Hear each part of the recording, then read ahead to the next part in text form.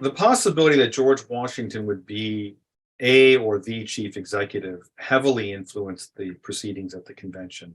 Because whenever someone talked about there being one executive versus many, the person favoring the one executive was basically invoking Washington. They all thought he was going to be the chief executive, or certainly one of them. And so they could envision Washington being that chief executive. And delegates during and after the convention said that the prospect that Washington would be the chief executive resulted in an executive that was far more powerful than many delegates supported at the outset of the convention. Right? They saw Washington and said, well, we can confidently repose power in Washington because he's not a power-hungry person. Right? He famously gave up his military commission to Congress at the close of the American War and was widely praised for it because many people in his position would have used his military authority to overthrow the civilian government and establish a military government. He could have crowned himself king, right, like Napoleon did.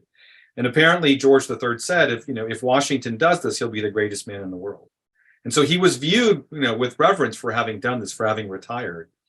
And when you think about someone as possibly being the first chief executive, and you think this person is full of virtue and not tempted by power, then you're more apt to give the institution that person heads up more power, right? Think of the counterfactual. What if Richard Nixon had been president and they had a constitutional convention after his presidency? I think the presidency would look remarkably different than the one we have today, right? Because they would have been fighting the battle of trying to contain and trying to limit a Richard Nixon. Instead, they were thinking about the sanguine prospect of George Washington. So several people who favored a weaker executive said, we would have had a weaker executive but for Washington. What precedents did he establish besides the two-term precedent?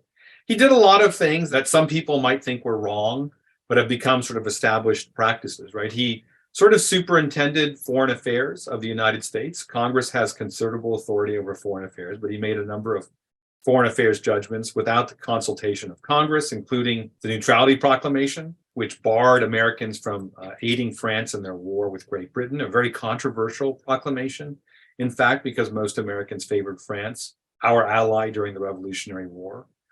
He asserted removal authority over executive officers where there was no statutory warrant for it. So he would remove officers, even though Congress had never said that he could, like marshals and attorneys and ambassadors.